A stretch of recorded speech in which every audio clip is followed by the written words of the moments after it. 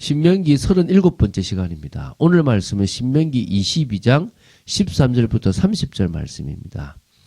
22절 한 절 읽고 신명기 22장 13절부터 30절 말씀까지를 보도록 하겠습니다. 그러면 신명기 22장 22절 한 절을 합독하도록 하겠습니다.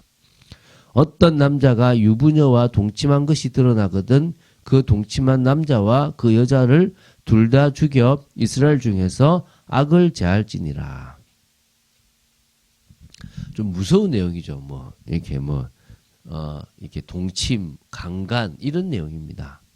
그래서 지금 오늘 22장 뒷부분을 이제 봅니다. 신명기 22장 13절부터 30절의 말씀인데요.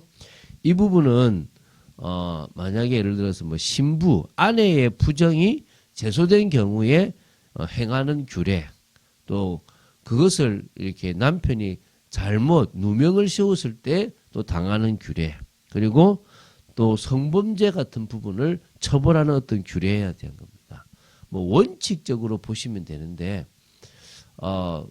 소중히 여기라고 생각합니다. 소중하게 부부 관계를 소중히 여기고 상대방의 성을 소중히 여기고 그 상대방의 인격을 소중히 여기고 또 그런 모습들을 함부로 가지지 않도록, 다시 말하면 좀 법을 강화시켰기 때문에 죽을 각오 아니면 성범죄하지 않도록 만들어 놨던 것 같아요.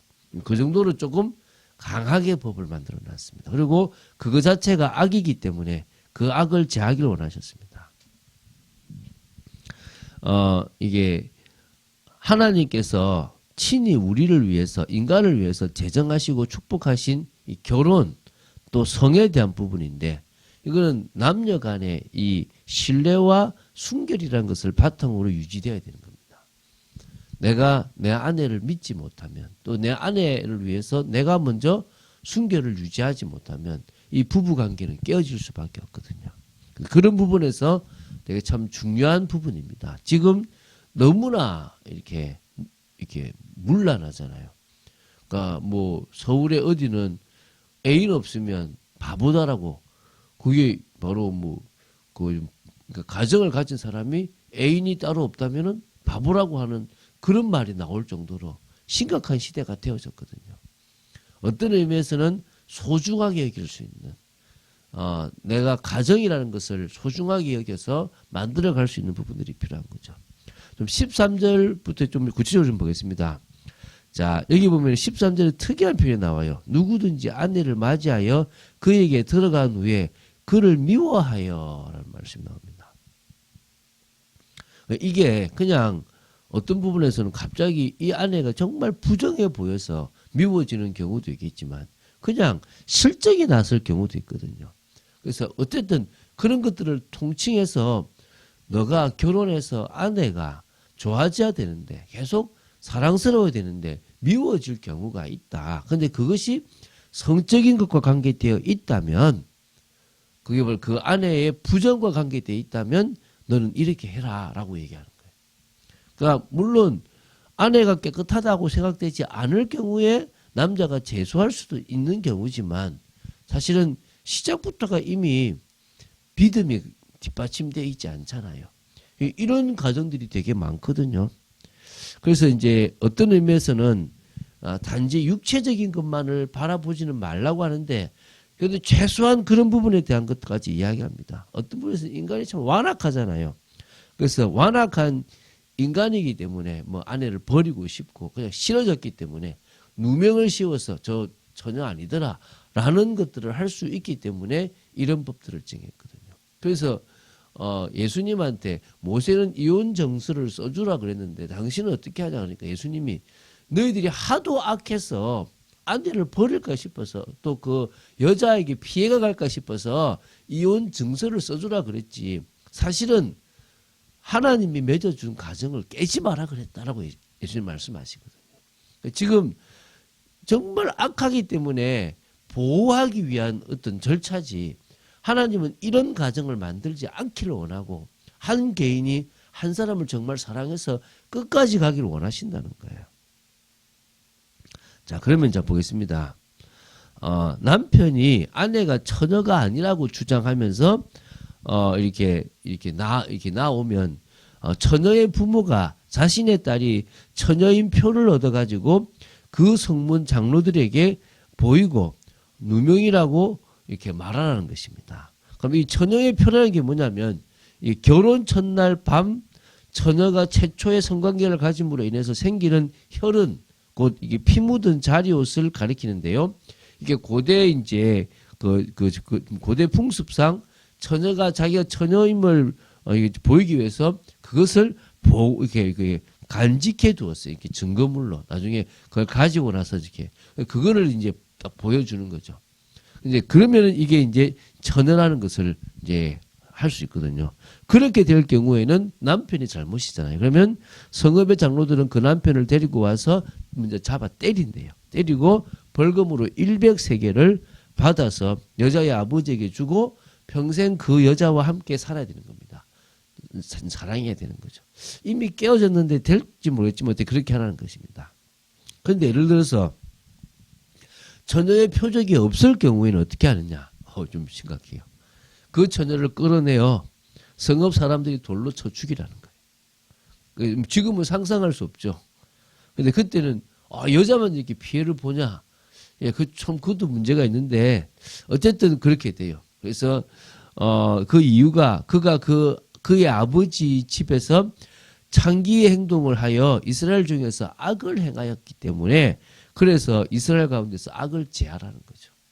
그러니까 그 남편이 그런 걸 누명을 뒤집어 씌워도 사실은 뭐 성관계를 이렇게 다른 여자하고 가지지는 않았기 때문에 죽이지 않는 건데 여자는 가졌잖아요. 그러니까 이제 죽이게 되는 거거든요. 그러니까 22절에 보면 어떤 남자가 유부녀하고 동침하면 둘 다 이스라엘 중에서 죽여서 악을 제하라고 하는 겁니다. 23절, 24절을 보면요. 이 좀 희한해요. 요것하고 그 다음에 25절, 27절하고 비슷한데 좀 다르거든요. 자, 약혼한 여자가 있는데 어떤 남자가 성읍 안에서 만약에 그 약혼한 여자 아직 결혼하지는 않고 약혼한 여자를 동침했다 그러면 둘 다 성읍 문으로 끌어내서 돌로 쳐 죽이라는 것입니다. 아니 여자는 폭행을 당했는데 왜 그러냐라고 얘기할 수 있는데 이유가 이런 거예요. 성 안에 있으면서 소리를 지르지 않았다는 거예요. 다시 말하면 거부해서 나 살려주세요 라고 할 수 있었는데 그러지 않았기 때문에 결국은 이게 여자는 죽고 남자는 이웃의 아내를 바로 이제 아내 될 여자를 욕보였기 때문에 죽는 겁니다. 그래서 악을 제하는 거예요. 그런데 참 이제 뭐냐면 만일 어떤 남자가 약혼한 여자를 어떤 다른 약혼한 여자를 들에서 이렇게 강간을 했을 경우에는 그때는 어떻게 되냐 그러면 여자는 살려주고 남자만 죽이라는 겁니다. 이유가 뭐냐면 처녀가 사실 소리를 질러도 도와줄 사람이 없다는 거예요. 되게 합리적이지 않아요. 그러니까 결국은 함부로 이렇게 뭡니까 간음하는 일을 철저히 막았어요. 그러니까 죽음으로서 막았어요. 그러나 여자가 일방적으로 피해받을 수 있다는 부분들을 막아준 거예요.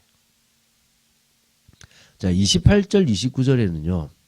어떤 남자가 약혼하지 않은 처녀와 동침을 하는 경우가 있어요. 어떤 자기도 총각인데 어떤 사람하고 이렇게 아직 처녀하고 또 아니면 뭐 결혼한 남든지 뭐 어쨌든 간에 하게 됐을 경우에는 두 사람이 그 자리에서 발견되면 남자는 처녀의 아버지에게 은 50세겔을 주고 처녀를 아내로 삼는데 평생에 그를 버리지 못한다는 거예요.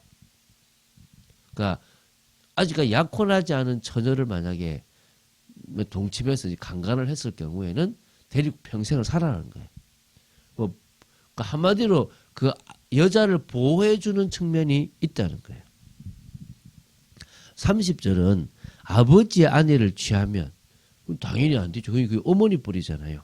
아버지 하체를 드러내는 것이기 때문에 절대 그렇게 하면 안 된다는 것입니다.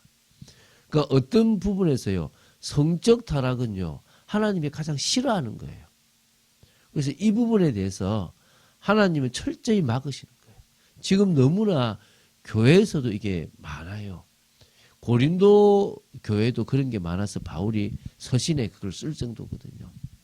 우리가 되게 이걸 주의해야 되고요. 유혹에 넘어질 수 있는 큰 거라 생각됩니다. 근데 이거를 하나님께서 좀 아주 좀 뭡니까? 좀 이렇게 체계적이면서 사실적으로 썼다는 부분에서 참 감사한 것 같아요.